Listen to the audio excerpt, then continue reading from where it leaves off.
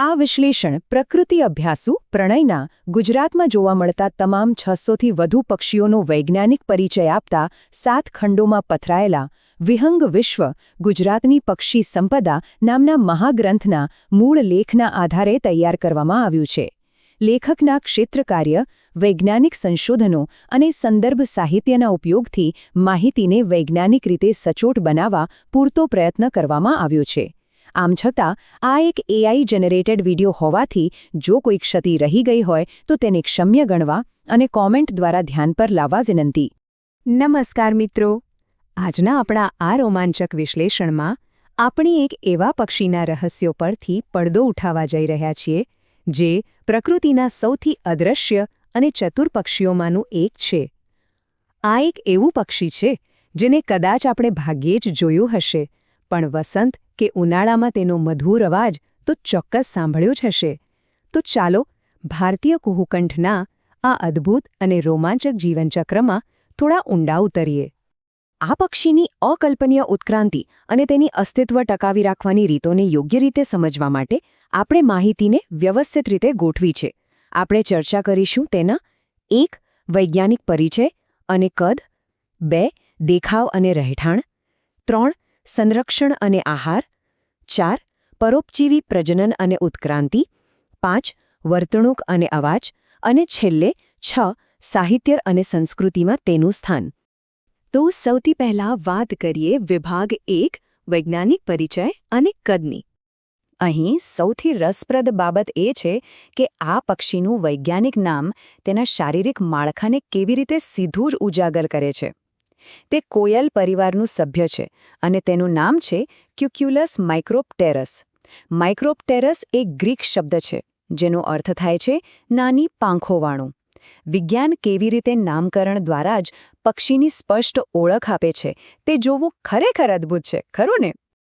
હવે ભલે તેના નામનો અર્થ નાની પાંખોવાળું થતો હોય, પરંતુ વાસ્તવમાં તે એક મધ્યમ કદનું અને ખૂબ જ સુડોળ શરીર ધરાવતું પક્ષી છે. તેની લંબાઈ આશરે 30થી 33 સેન્ટીમીટર જેટલી હોય છે અને હા, આમાં તેની લાંબી સુંદર પૂંછડીનો પણ સમાવેશ થઈ જાય છે. હવે આગળ વધીએ આપણા વિભાગ 2 તરફ, દેખાવ અને રહેઠાણ.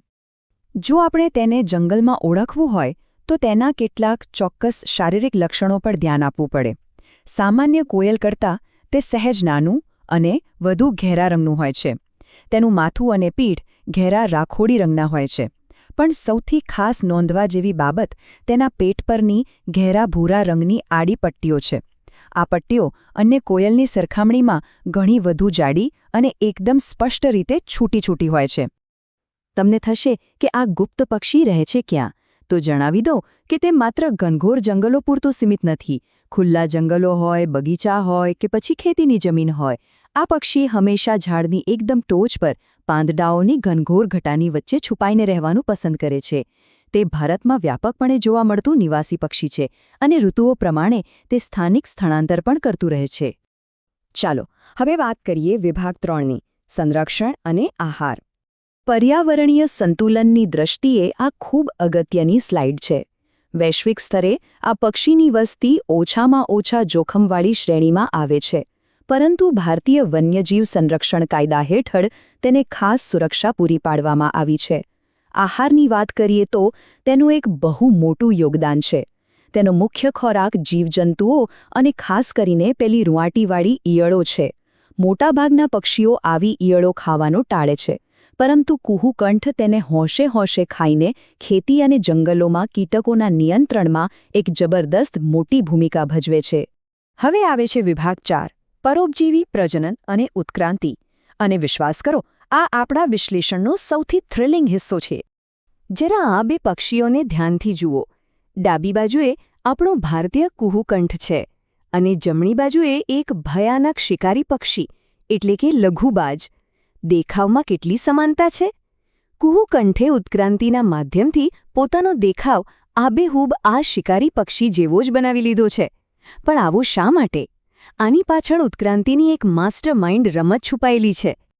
આપણે સૌ જાણીએ છીએ કે કોયલ કુળના પક્ષીઓ ક્યારેય પોતાનો માળો બનાવતા નથી. કુહુકી પોતાના ઈંડા કાળા કોશી જેવા અત્યંત નિડર પક્ષીના માળામાં મૂકે છે. કાળો કોશી કોઈ સામાન્ય પક્ષી નથી હો, તે પક્ષી જગતનો કડક પોલીસ પટેલ છે. તે પોતાના માળાના રક્ષણ માટે મોટા શિકારી પક્ષીઓ પર પણ હુમલો કરી બેસે છે. તો પછી કુહુકંઠ આવું અશક્ય લાગતું કામ કેવી રીતે પાર પાડે છે? આખી પ્રક્રિયા કોઈ સસ્પેન્સ ફિલ્મના સીન જેવી જ છે. નર કુહુકંઠ પોતાના પેલા શિકારી બાજ જેવા દેખાવનો પૂરો ફાયદો ઉઠાવીને કોશીની આસપાસ ઉડે છે, તેને ડરાવે છે અને ઉશ્કેરીને માળાથી દૂર લઈ જાય છે. જેવી માળા પરથી કોશીની નજર હટે છે કે તરત જ છુપાયેલી માદા કુહુકંઠ એક્શનમાં આવે છે. માત્ર 10થી 15 સેકન્ડના સમયગાળામાં તે ત્યાં પહોંચીને કોશીનું એક ઈંડું નીચે ફેંકી દે છે અને બરાબર તેની જગ્યાએ પોતાનું ઈંડું મૂકી દે છે. બંનેના ઈંડાનો રંગ અને કદ લગભગ સમાન હોવાથી બિચારો કાળો કોશી આ કાબિલ છેતરપિંડી ઓળખી શકતો નથી અને પારકા બચ્ચાને પોતાનું સમજીને ઉછેરે છે. ખરેખર અહીં શારીરિક તાકાત કરતાં ચતુરાઈની શાનદાર જીત થાય છે. તો હવે આવીએ વિભાગ 5 પર, વર્તણૂક અને અવાજ. આટલું ચતુર અને અન્ય પક્ષીઓને છેતરનારું પક્ષી જંગલમાં શોધવું કેવી રીતે? ભારતીય કુહુકંઠ સ્વભાવે એકદમ ગુપ્ત અને એકાંતપ્રિય છે. તે પાંદડાઓમાં એટલી કુશળતાથી ભળી જાય છે કે તેને નરી આંખે જોવું લોઢાના ચણા ચાવવા સમાન છે. આ જ કારણ છે કે પ્રકૃતિ નિરીક્ષકો માટે આ પક્ષી દેખાવા કરતાં તેના અવાજથી ઘણું વધારે ઓળખાય છે.